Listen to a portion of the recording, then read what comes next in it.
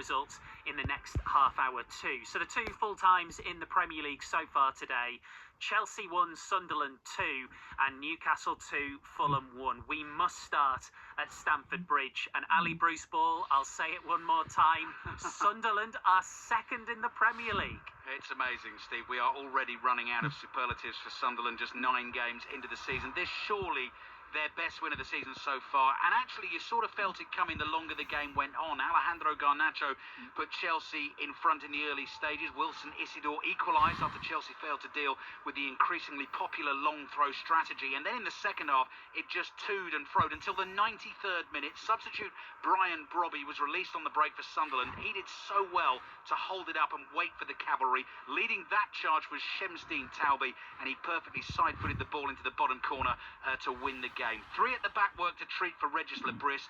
Xhaka and Siddiqui were a tireless, vibrant combination in midfield. Isidore with his 4th goal of the season as well, but actually invidious to pick out individuals. To a man, Sunderland was superb. Steve Siddall was watching alongside Ali. The thing is, Steve, it wasn't even a smash and grab. Sunderland were brilliant and calm, even at 1-0 down.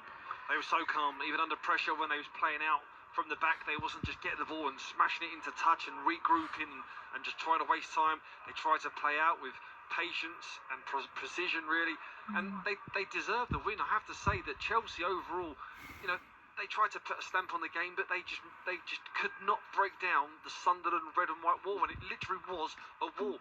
But it wasn't just the back line, it was every single player. There was a game plan to stay narrow, to stay compact. When crosses come in, get your head on the ball. The work ethic was there, and then when there was a chance to break away, they had a few in the second half to do it, and then they got their rewards with the last 2 minutes of the game with a superb finish. The irony is as well that Isidore scores the first goal, and if the whole back and forth with Marc Guiu hadn't happened between Chelsea and Sunderland, he probably wouldn't be starting, but he's their top scorer and he's on the mark again. Yeah, and he took his goal really well, a poacher's goal, and it was the long throw that we've seen so many times this season just cause a bit of chaos to everyone. No one knows how to deal with it. As with the long throws coming, you have to get first contact. If you don't, you need to get on the second to get bodies in the ball. But when you've got a striker in Isidore that can not just score the goals he's done today, he held the ball up really well as well, led the line. I think it was about an hour mark where his body language looked to sort of tire, but then great substitutions from Sunderland. They read the game, they read what they needed to do, and again, the players that come on read the game again, made an impact, and fit in easily. Steve, Ali, thank you very much indeed. So Sunderland second, if I hadn't mentioned it already. Chelsea 7th in the Premier League table after that defeat at Stamford Bridge. Newcastle not quite back into the top half of the Premier League, but an important win over Fulham, won late on, Lee Blakeman. Both teams, Steve, with question marks over their league form. The big question was, who had the answer today? Well, it was Newcastle, because they won by 2-1 against Fulham. Newcastle led through Murphy early on. Lukic equalised from close range on the hour mark.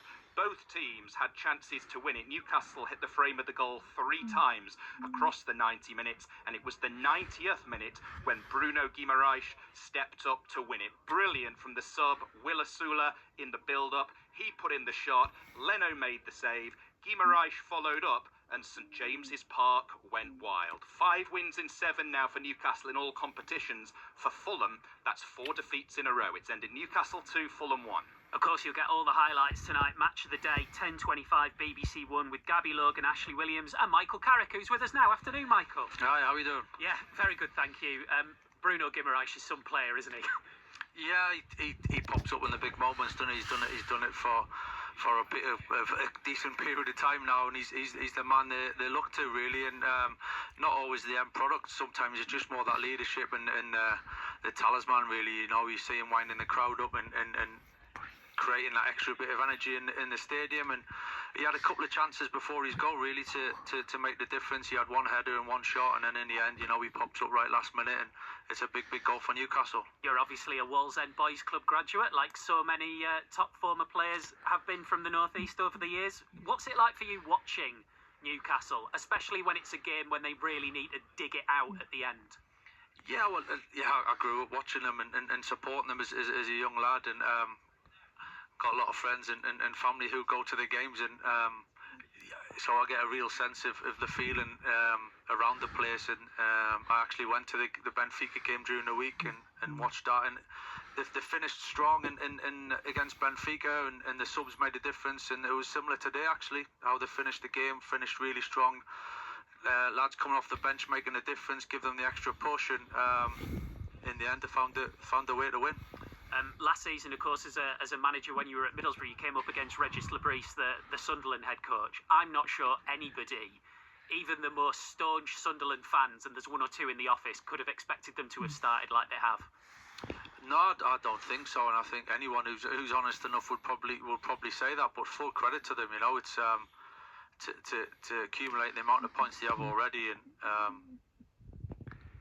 it's give them an unbelievable start, and it's something they'll want to build on, and just watching a bit of the game today to see how they went about it. They look quite comfortable for long periods and quite calm, and then look dangerous, and to get it's textbook away win, arguably a bigger team to go there and to weather what was a little bit of a storm at certain points in the first half, to go behind and then to come back into it like they did. Full credit to them, and I think probably the confidence that they've gained before today, with the points they've had, helps them going into the later stages and being calm and composed and keeping that belief, and they got the win as well, which is a huge goal for them. We've obviously got Man United Brighton coming up in just over 15 minutes time, and you've been involved across the board there, obviously as a player and then on the coaching staff and then taking over as manager for a few games, so you've seen it all. They've got their 2 wins in a row at last. It is all about momentum. What do you think about them under Ruben Amorim at the minute? Yeah, momentum is huge, and little things can change momentum in such a big way in the end. And last week felt a really, really big one. Probably the biggest, if not one of the very biggest that the manager's had since he's been at the club, and for different reasons, but certainly going back-to-back wins and being at Liverpool and getting a late goal, it felt like it was the perfect kind of platform to build something from now. And tonight rather is a really interesting game. It's intriguing to see how it goes. Brighton, dangerous, got a good record in recent times, but United, going in full of confidence and looking to carry this run on. Top man Michael, have a good one later.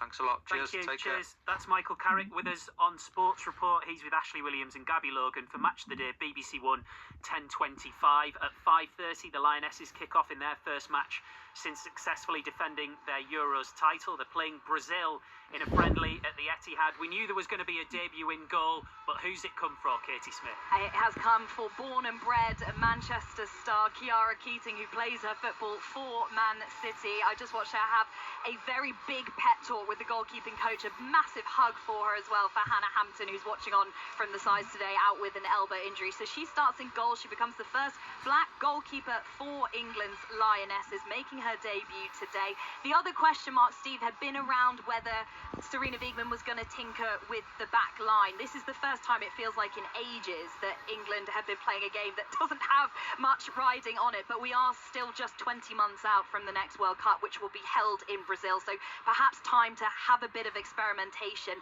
Leah Williamson is out injured still, so Maya Letitia, the Man United captain, who's been playing really well in the WSL so far this season, gets a call up. Sarina Wiegman has confirmed she'll play at right back, so we've got Esme Morgan and Jess Carter in the centre of defence, and then Alex Greenwood out on the left-hand side.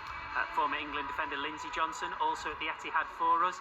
It's a strange one, Lindsay, because the World Cup feels both an awful long way away and not that far away, and it is the only thing Sarina Wiegman will now be thinking about. Forward, not back. Of course, yeah, like you say, it's 20 months away, which sounds a lifetime away, but it's not. It'll come round in a blink of an eye. So obviously now that this homecoming tour is about celebrating the success of the Euros in the summer, but also it's about what's next, and that's the World Cup, and who better to play against but the host of the World Cup in Brazil. This game is sort of the start of a new cycle, even though there are quite a lot of players from the second successive Euros win who'll be late 20s, early 30s, and then there is Lucy Bronze, who is going to be 35 when the next World Cup comes around. It's been her week being named England Player of the Year. There is no part of most fans, I think, Lindsay, who thinks if she's not fit, she won't be there. Yeah, 100%. And what a way to possibly end your international career by winning the World Cup. But, you know, she'll probably still go on after that as well. But, yeah, if she's fit, which I would very much say she will be, knowing the player that Lucy is, and she'll be in that squad and on that plane to Brazil. Thank you very much, Lindsay Johnson there and Katie Smith. There's commentary, England versus Brazil, 5 Sports Extra at 5:30. One of the women's football line as well, Jess Fishlock, played her 166th and final match for Wales this afternoon. She came off in stoppage time, as you can imagine, got an absolutely fantastic reception. They were beaten 2-1 at home by Australia. Here are the results then from the Championship this afternoon. In the early kick-off, Coventry City were 3-1 winners over Watford. That means that they are top of the Championship, 28 points. No other game in the Championship was decided by more than a single goal. Only Coventry running out comfortable winners. So Middlesbrough stay second. They drew 1-1 at home to Wrexham. Bristol City are fourth. They got another win, 1-0 over Birmingham. Third place, sandwiching them, are Millwall, who cannot stop winning. 4 in a row from them. They beat Leicester by 1-0. Other scores, Sheffield Wednesday 1, Oxford United 2, Portsmouth 0, Stoke 1. Big win for Ipswich, beating West Brom by 1-0. Southampton lost 2-1 at Blackburn. Derby, thanks to Carlton Morris, beat QPR by 1-0. And Swansea City put more pressure on Norwich City with a 2-1 victory at the Liberty Stadium. But the story of the day is Coventry yet again. They cannot stop scoring. 34 goals so far this season, 6 wins in a row. Here's Frank Lampard.